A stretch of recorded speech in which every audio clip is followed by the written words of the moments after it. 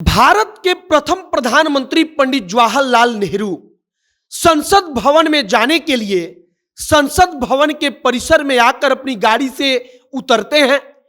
पंडित नेहरू को देखने के लिए, अपने देश के प्रधानमंत्री का अभिवादन करने के लिए लोगों का भीड़ वहां पर इकट्ठा रहता है।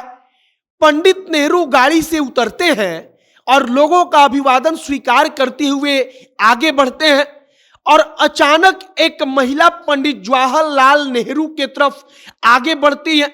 जब तक सुरक्षा कर्मी उसको रोक पाते तब तक वो प्रधानमंत्री के सामने जाकर उनका कॉलर पकड़ लेती है, उनका गिरेबान पकड़कर पूछती है कि तुम तो प्रधानमंत्री बन गए, आजाद भारत हुआ तो इस बुढ़िया को क्या मिला।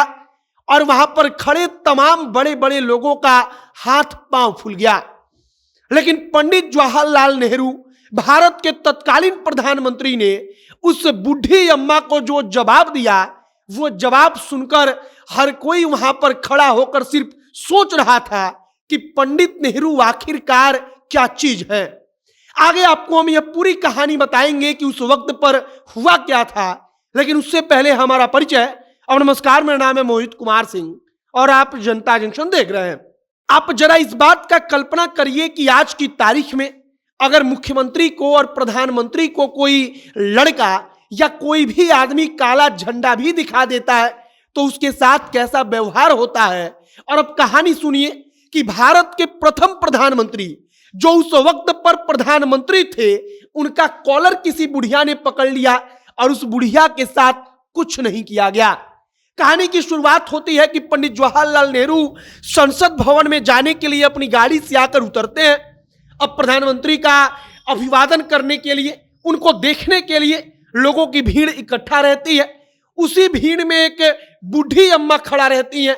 जैसे ही वो पंडित नेहरू को देखती हैं, वो लपक कर तेजी से पंडित जवाहरलाल नेहरू की तरफ बढ़ती हैं। उस वक्त पर सुरक्षा कर्मी जो पंडित जवाहरलाल नेहरू के होते हैं, वो सुरक्षा कर्मी जो बूढ़ी अम्मा होती हैं उनको रोक नहीं पाते, क्योंकि वो महिला जल्दी जल्दी लपक कर सीधे प्रधानमंत्री के सामने चली गई। पंडित नेहरू के सामने जाकर उस महिला ने सीधे उनका कॉलर पकड़ लिया और पंडित नेहरू देखते ही रह गए कि आखिरकार ऐसा क्या हुआ। तमाम आसपास खड़े लोग, सुरक्षा कर्मी, उनका हाथ पांव फूल गया। महिला ने कॉलर पकड़कर पंडित नेहरू से कहा कि भारत आजाद हुआ तो तुमको प्रधानमंत्री की कुर्सी मिल गई, लेकिन हम बुढ़िया को क्या मिला। पंडित जवाहरलाल नेहरू, जो उस वक्त पर प्रधानमंत्री थे, वो चुपचाप मुस्कुराकर देखते रहे।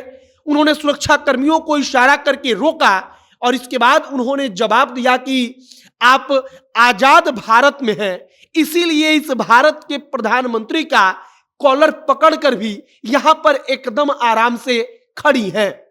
पंडित जवाहरलाल नेहरू जब इसका जवाब देते हैं, तब उस बूढ़ी महिला का जवाब सुनने के बाद आप कहिए कि उस वक्त पर उसकी स्थिति ऐसी हो गई कि मानो वो शर्मिंदा हो जाए, क्योंकि किसी ने कल्पना नहीं किया होगा कि भारत का प्रधानमंत्री जो है, वो भारत का प्रधानमंत्री अगर कोई उसका कॉलर सरेआम पकड़ ले तो वो प्रधानमंत्री इतना आराम से और इतने प्रेम से उसको उत्तर देगा और कहेगा कि हम आजाद हैं, तभी तो आपने प्रधानमंत्री का कॉलर पकड़ लिया। बाद में उस बूढ़ी महिला को लेकर पता चला कि उस वक्त पर लोहिया पंडित नेहरू के खिलाफ भाषण देते थे।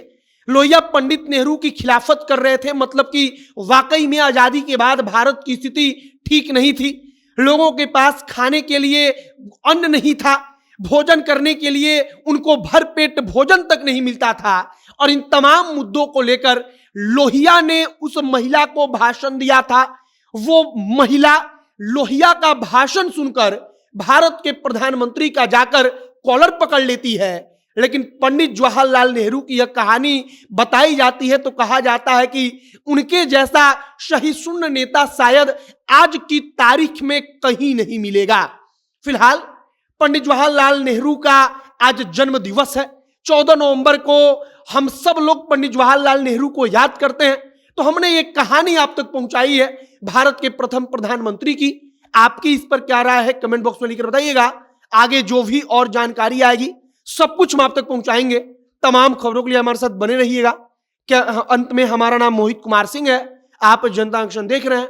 बहुत बहुत धन्यवाद।